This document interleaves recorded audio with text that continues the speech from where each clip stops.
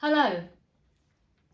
So, attendance, as I always start with. Attendance has gone up slightly, so thank you for your support and let's hope we can keep that going.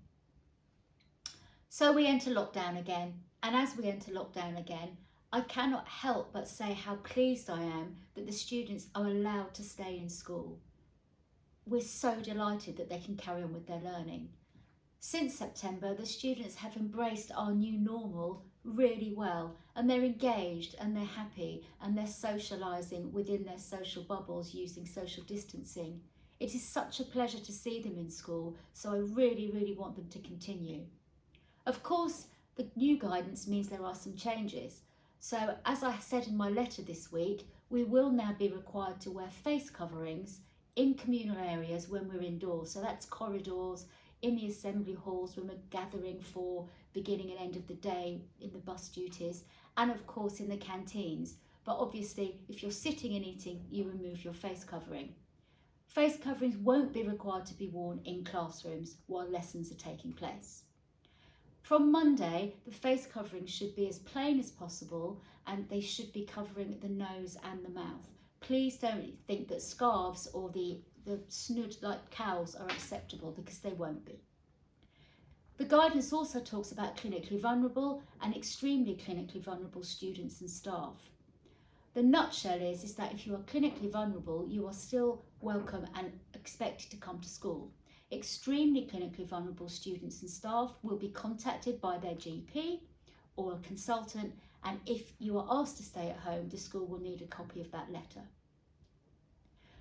The last thing, of course, is that we can no longer run after-school provision, and this means homework clubs and those catch-up clubs for Year 11s.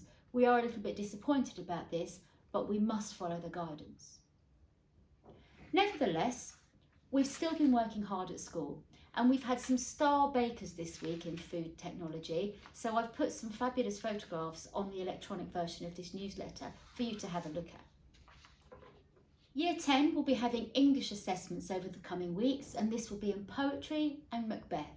So if you wish to support your son and daughter with their revision, you will need to ensure that they reread the texts. They should be making flashcards for quotations to help them, and of course our Year 10 English teachers will be putting resources on Google Classroom for the students to access.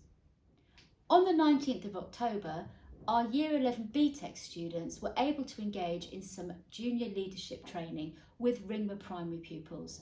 It was a great day for collaboration and everybody really enjoyed themselves.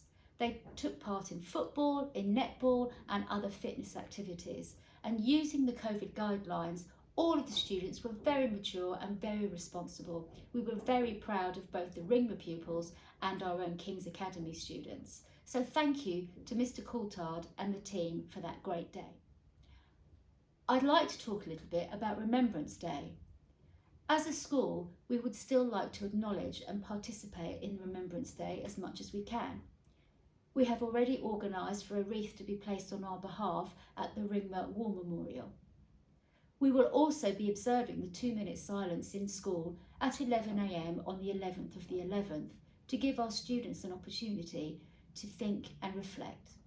It is important that we don't forget those people who died for our freedom, whatever freedom looks like at the moment.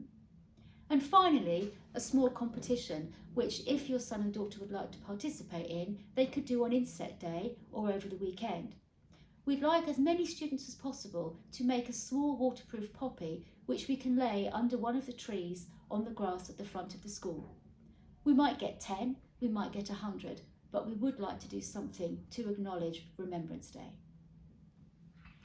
And finally, and most importantly, my safeguarding focus.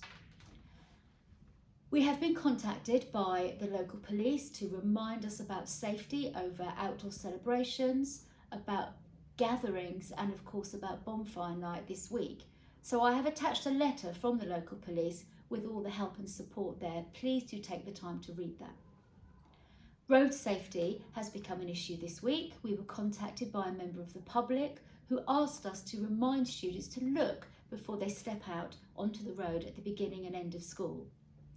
We are doing this very specifically with Year 7s in PSHE at the moment, but it's worth reminding all students about road safety precautions. So if you think this is a relevant conversation to have at the weekend with your family, please do so. And finally, I'd like to end by talking about something which is very close to my heart, watching a good film. I did that this week and I watched a film called The Social Dilemma. This film is available on Netflix, and if you get a chance to watch it, please do. It's a drama documentary about some of the creators of social media and some social network.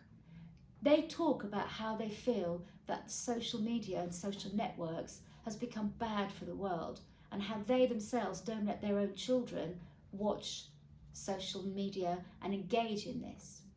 It's such an interesting film to watch, so if you do get a chance, please do. I hope you have a good weekend, and we will speak soon.